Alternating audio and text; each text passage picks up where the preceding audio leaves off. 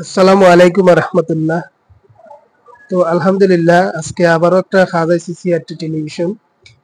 এই টিভিটির সমস্যা হচ্ছে টিভিটিতে যখন কারেন্ট দেওয়া হয় তখন সিরিজ ল্যাম্পটা পুরোপুরি জ্বলে থাকে।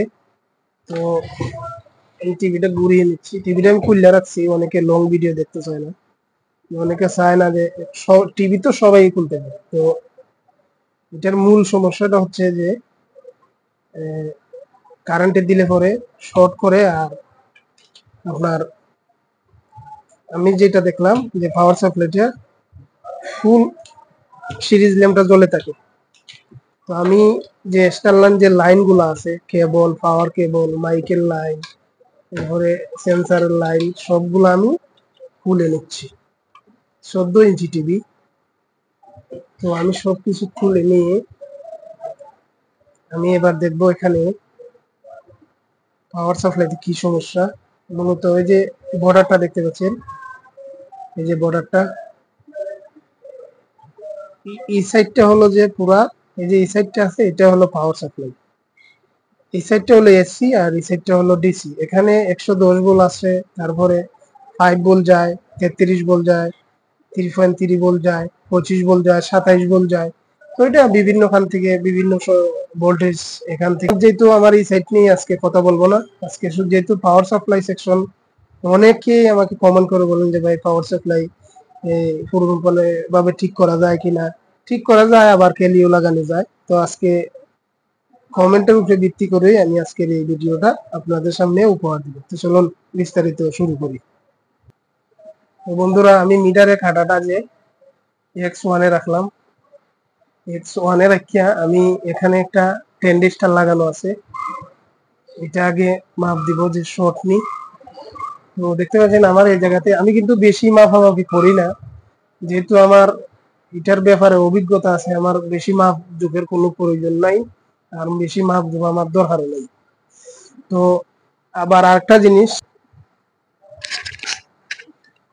যারা মিটারের মাপ সহিশুদ্ধ ভাবে না জানেন, তারা অবশ্যই সিআরটি টেলিভিশন, এলইডি টেলিভিশন কোন যে কোনো টেলিভিশন কোনো কাজে আসবে না। কারণ কোন জায়গাতে কত ভোল্টেজ থাকে এটা আগে আপনাদেরকে মেজারমেন্ট করে নিতে হবে বা জানতে হবে, তারপরে একটা রূপ পাইবেন বা যে কোনো সমস্যা সমাধান অবশ্যই করতে পারবেন।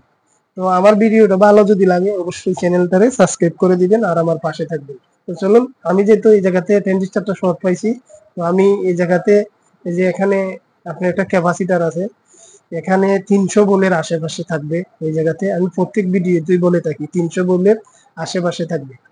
তো যেহেতু আমার পাওয়ার সাপ্লাইটা পুরোপুরি ভাবে নষ্ট হয়ে গেছে, এখানে রেজিস্ট্যান্স গুলা পুড়ে গেছে, এই যে এখানে অনেকগুলো রেজিস্ট্যান্স পুড়ে গেছে, বা এই যে এখানে যে আপনার টেন্ডিস্টারটা ছিল এটাও পুড়ে গেছে, এগুলো আমি পরিবর্তন করবো। আপনারা আমার সাথে থাকেন, আমি মিটারটা এক সাইড লাগিয়ে নিচ্ছি। লাগানোর পরে আমি সার্কিটটারে আগে উল্টিয়ে নিই। উল্টানোর পরে এখানে যে নাটটা আছে, নাটটা আমি খুলে ফেলবো।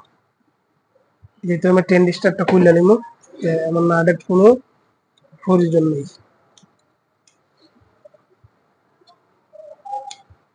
এই যে আমি খুলে নিলাম, খোলার পরে এখানে যে টেন্ডিস্টারটা আছে আমি এই জায়গা থেকে তাতালের সাহায্যে এই জায়গা থেকে খুলে নিব।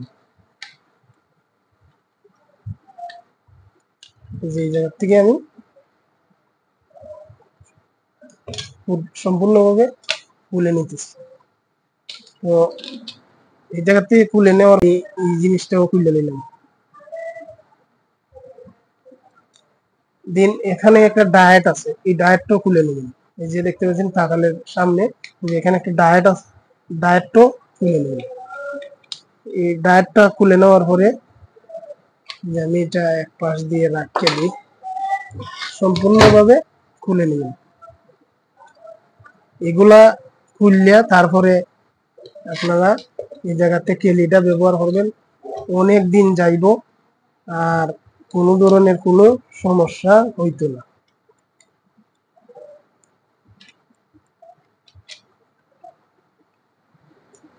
এই যে দেখতে পাচ্ছেন, এটাও আমি খুলে দিলাম।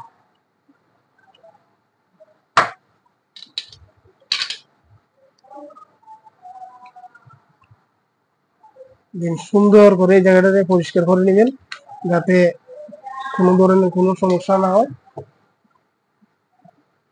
তো বন্ধুরা, আমি এই জায়গাতে এই যে এই 60টা জিনিস আমি এই সার্কিটটার থেকে খুলে নিলাম। 60টা জিনিস খোলার পরে আমি কেলিটা ব্যবহার করব। তো এটা আমি এক সাইড করে রেখে দিতেছি। এই যে 180 ওয়াট কেলিটি, এই যে 180 ওয়াট এই কেলিটি সম্পূর্ণ নতুন। এটার মধ্যে একটা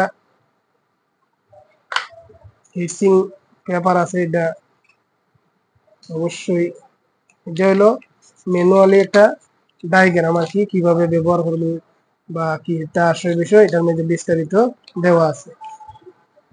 তো এটা আমি এক সাইডে রাখিয়া এই যে আমার হইলো কেলিটা, তো এটা সঠিকভাবে কিভাবে লাগাইবেন, এখানে একটা ভেরিয়েবল আছে, এই যে ভেরিয়েবলটা এটা ঘুরিয়ে আপনারা সমান করে দিবেন। এই যে এভাবে ঘুরিয়ে টেস্টারের মাধ্যমে ঘুরিয়ে সমান করে দিবেন। সমান করে দিতে পারেন বা একবার বন্ধ রাখতে পারেন, আপনি ইচ্ছা মতো ভোল্টেজ নিতে পারবেন। এখানে 110 ভোল্ট নিতে পারবেন, আপনার যতটুকু লাগে। আমার 100 ভোল্টের দরকার, 100 বা 110 ভোল্ট হলেও চলবে।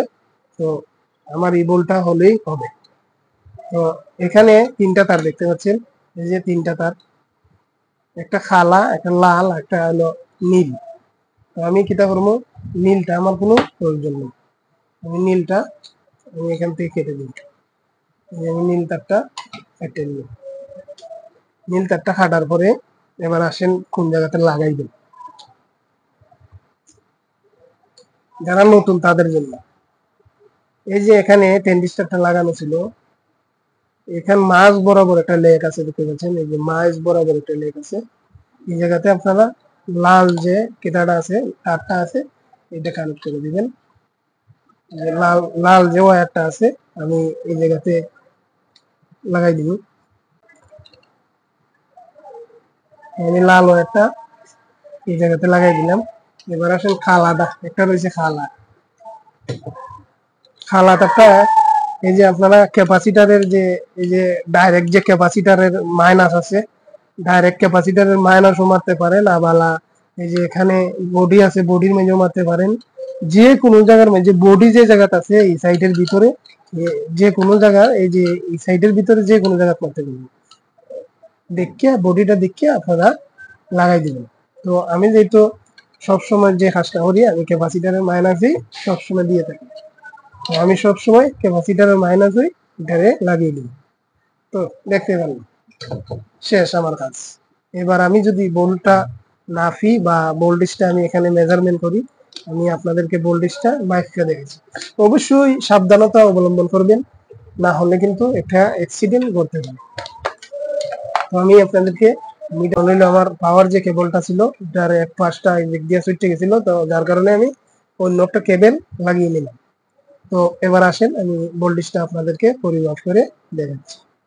এই যে এই জায়গাতে এইভাবে ধরবেন, ধরার পরে হাতের একটু ছায়া লাগতেছে, এই যে আমি এই যে ডিসি 250 ভোল্টে সিলেক্ট করছি, যেহেতু আমি 110 ভোল্ট মাপবো, যার কারণে আমি ডিসি 250 ভোল্টে আমি মিটারের কাঁটাটা সেট করছি।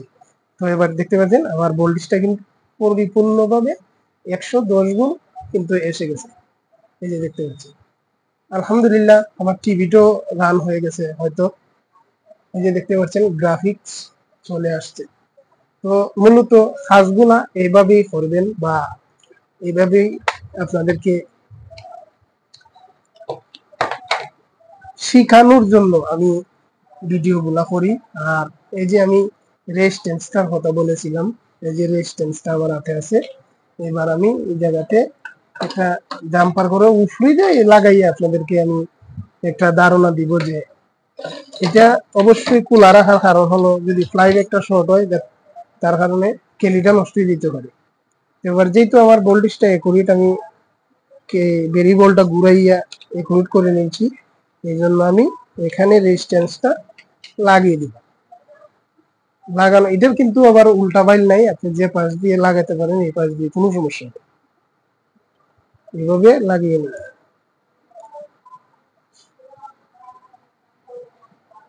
আমি একটা পাশ লাগিয়ে দিলাম, আর একটা পাশ আমার এই জায়গাতে এবার কিন্তু আমি এখানে বোল্ডিশটা পাবো।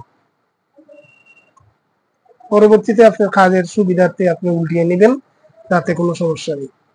আপনি যে কোনো ভাবে উল্টিয়ে নিতে পারেন, নিচ দিয়েও লাগাতে পারেন, আবার উপর দিয়েও লাগাতে পারেন, কোনো সমস্যা নেই।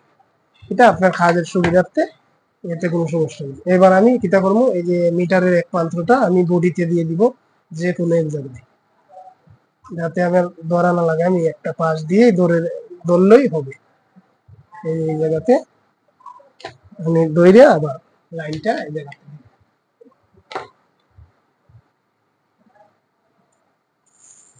এই যে দেখতে পাচ্ছেন আমার এখানে কিন্তু এই যে দেখতে পাচ্ছেন লাইটের এই জায়গাতে ওয়ার্কিং করছে, আর এই জায়গাতে বোল্ডিশটাও আমার একই ভাবে চলে আসছে। তো আপনাদেরকে আমি টিভিটা নিজে একটু দেখাই।